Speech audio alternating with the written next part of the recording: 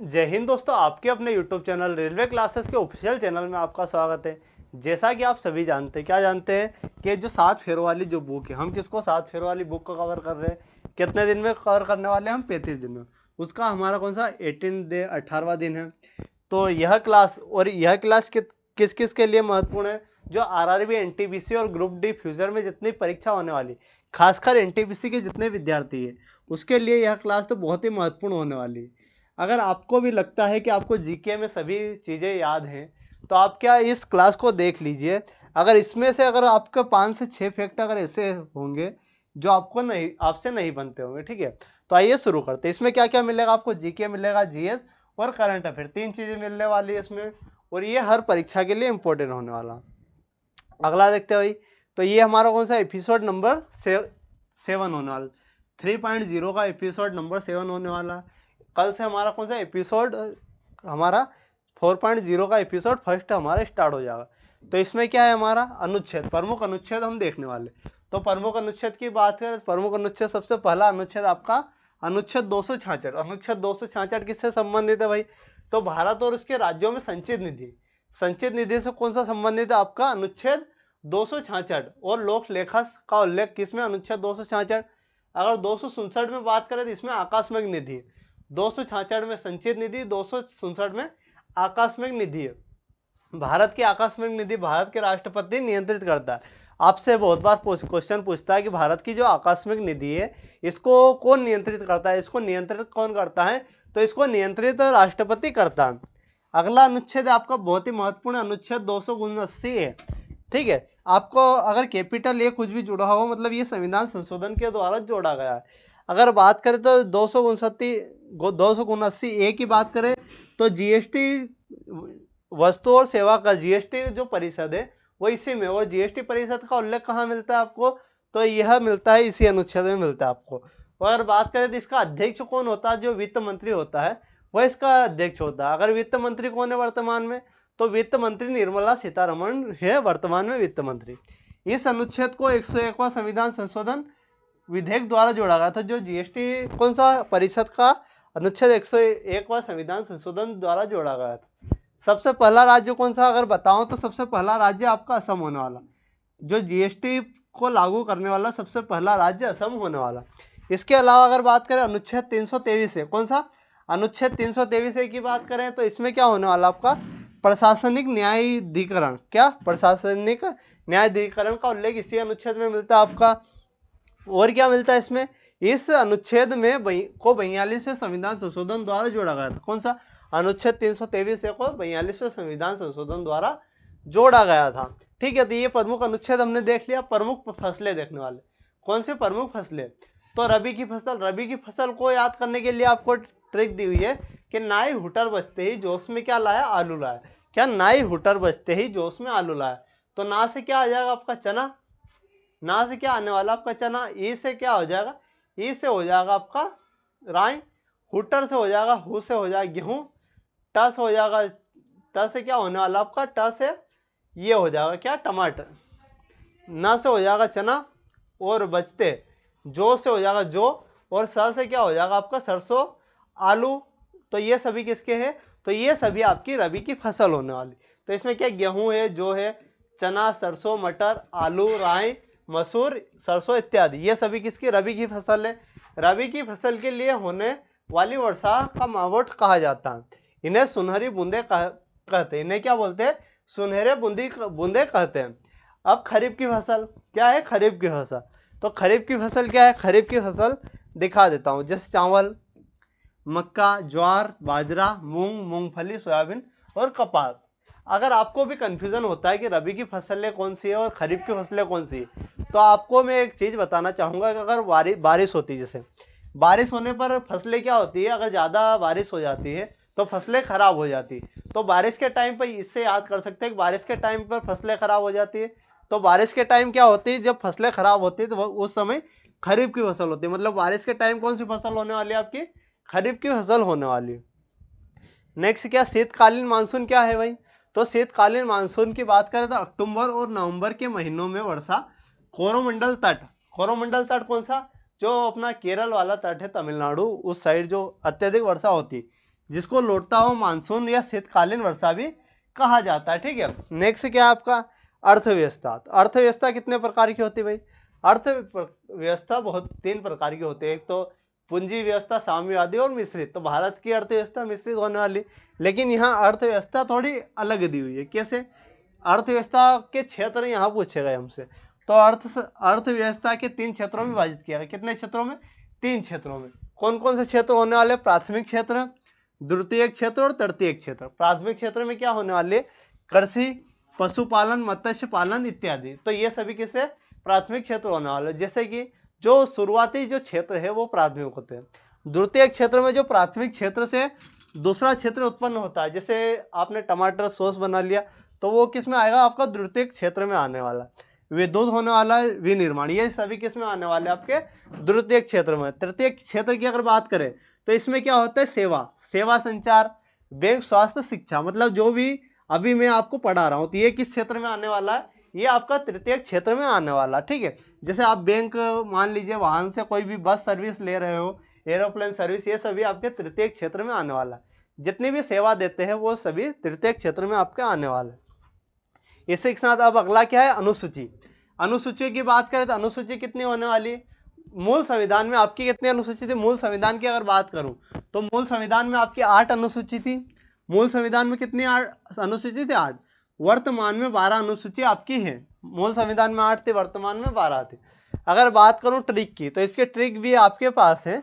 Sports से आप याद कर सके। स्पोर्ट्स से एस से स्टेट हो जाएगा, पी से हो जाएगा पेमेंट, ओ से हो जाएगा ओथ, और आर से हो जाएगा राज्यसभा। ठीक है, राज्यसभा की अगर बात करते हैं, ठीक है, तो पहली अनुसूची की अगर बात करें, पहली अनुसूची में क्या, जैसे आपका एस से स्पोर्ट्स दिख रहा था, तो पहली अनुसूची में 28 राज्य होने वाले और 8 क्या होने वाले?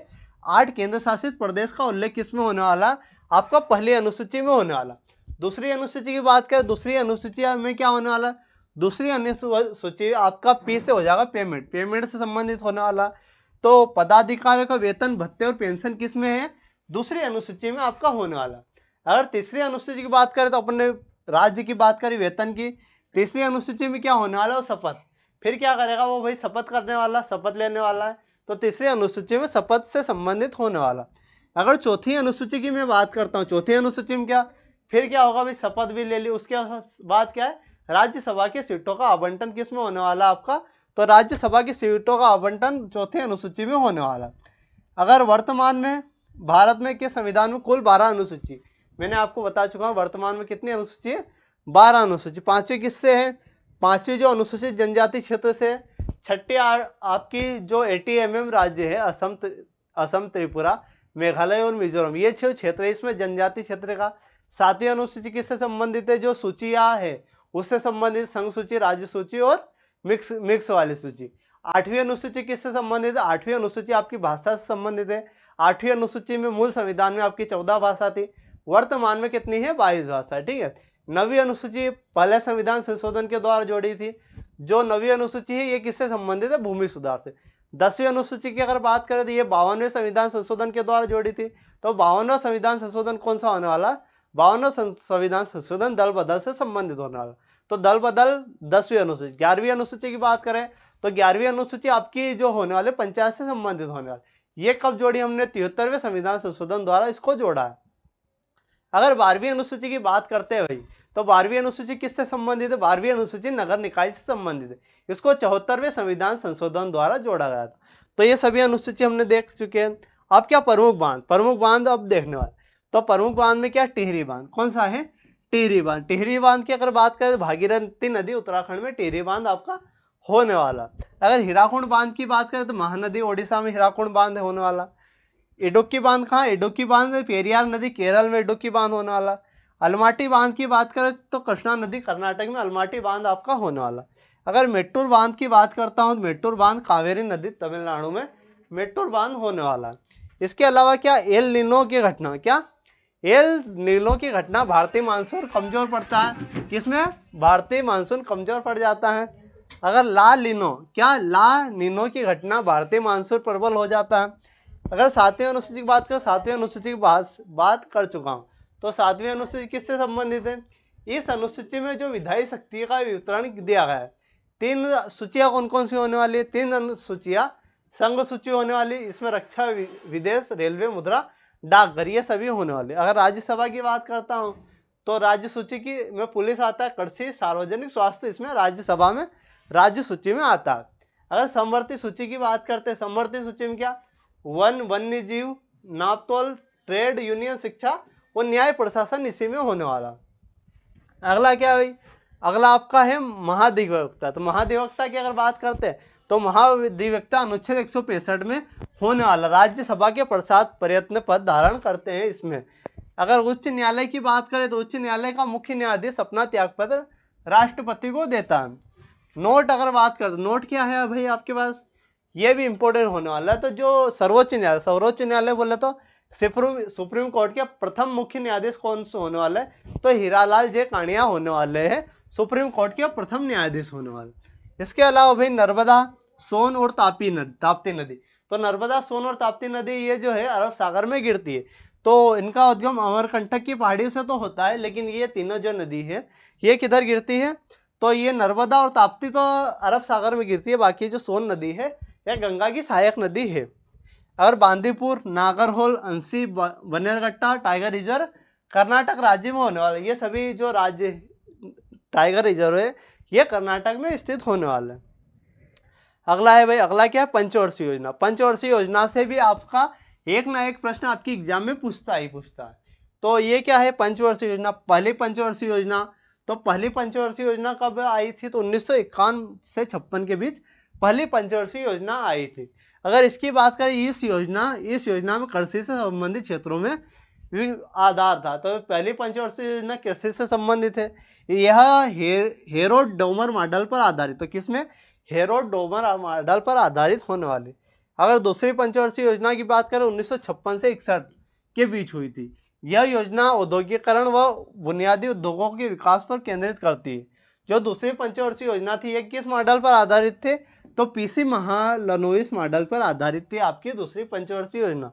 ठीक है, तीसरी पंचवर्षीय योजना, तृतीय पंचवर्षीय योजना 1961 से 66 के बीच तीसरी पंचवर्षीय योजना। इस योजना को क्या बोलते हैं, गॉडविन योजना बोलते हैं। कौन सी, गॉडगिल योजना बोलते हैं तीसरी पंचवर्षीय योजना को। ठीक है, अगर तीसरी पंचवर्षीय योजना की और बात करते हैं, तीसरी पंचवर्षीय योजना की विफलता के कारण सरकार ने योजना अवकाश 1966 से 69 घोषित करने के लिए मजबूर होगा। जो तीसरी पंचवर्षीय योजना विफल हो गई थी उसके कारण क्या योजना अवकाश लागू किया था। अगर पांचवी पंचवर्षीय योजना की बात करें तो 1974 से 78 के बाद पांचवी पंचवर्षीय योजना आई थी। उसके बाद क्या भारत में रोलिंग प्लान आया 1978 से 80 के बीच रोलिंग प्लान आया। ठीक है, तो रोलिंग प्लान की अवधारणा का गुन्नार मिडर द्वारा दी गई थी चौथी पंचवर्षीय योजना। अगर अगला बात करें तो भारतीय रिजर्व बैंक बोले तो आरबीआई द्वारा मौद्रिक नीति एक वर्ष में 6 बार जारी करता। एक वर्ष में 6 बार, मतलब हर 2 माह में ये जो मौद्रिक नीति ये जारी होती है। आरबीआई की बात करें, आरबीआई की स्थापना कब हुई, तो आरबीआई की स्थापना 1 अप्रैल 1935 में हुई, शाही आयोग की सिफारिश पर। अगर इसकी बात करें तो पहले इसका मुख्यालय कोलकाता में था, लेकिन 1937 में क्या हुआ, इसका मुख्यालय मुंबई में स्थानांतरित हो चुका। अगला भाई केशवानंद भारती केस की अगर बात करें तो केशवानंद भारती केस 1973 में आया था। केशवानंद भारती केस, इसमें क्या था, मूल ढांचा सिद्धांत इसी में आया था। इस मामले को कहा गया कि प्रस्तावना में के संविधान में का भाग है। क्या, प्रस्तावना का जो संविधान भाग होने वाला, प्रस्तावना में अनुच्छेद 368 के तहत संविधान होता है। तो जो संविधान संशोधन किस अनुच्छेद के द्वारा होता है, अनुच्छेद 368 के द्वारा संविधान संशोधन होता है। किस देश से संविधान संशोधन की प्रक्रिया ली है हमने, तो दक्षिण अफ्रीका से संविधान संशोधन की प्रक्रिया हमने ली है। इसके अलावा क्या हुई, तो इसके अलावा मृदा बोला तो मिट्टी। तो भारत में मुख्य रूप से कितने प्रकार की मिट्टी पाई जाती है, तो भारत में मुख्य रूप से 8 प्रकार की आपकी मिट्टी पाई जाती है। ये 8 प्रकार की मिट्टी कौन कौन सी होने वाली है, तो जलोढ़ मिट्टी, काली मिट्टी, लाल मिट्टी, लेटेराइट, शुष्क, लवणी, पीट और पर्वती। और जो काली मिट्टी है, काली मिट्टी को रेगुर मिट्टी भी बोलते हैं और स्व जुताई मिट्टी भी काली मिट्टी को ही बोलते हैं। काली मिट्टी को क्या, ये जो है कॉटन मिट्टी भी बोलते हैं। ठीक है, मृदा का सर्वाधिक उपजाऊ और सर्वाधिक व्यापक प्रकार कौन सा है, तो जलोढ़ मृदा होने वाली, सर्वाधिक होने वाली। अगर काली मिट्टी को क्या बोलते हैं, रेगुर मिट्टी भी कहा जाता है। यह सर्वाधिक दक्कन के पठार में मिलती है। कौन सी? काली मिट्टी। तो काली मिट्टी को क्या बोलते हैं? काली मिट्टी को रेगुर मिट्टी भी बोलते हैं। तो ये हमारा ये वाला भी एपिसोड खत्म हो चुका है। तो सभी हमारे क्या खत्म हो चुके हैं। अब क्या 4.0 कल से स्टार्ट करने वाले हैं। तो यह वीडियो आपको कैसा लगा दोस्तों? क्लास अच्छी लगी तो वीडियो को लाइक और चैनल को सब्सक्राइब कीजिए। मिलते हैं अगले शानदार वीडियो में। धन्यवाद।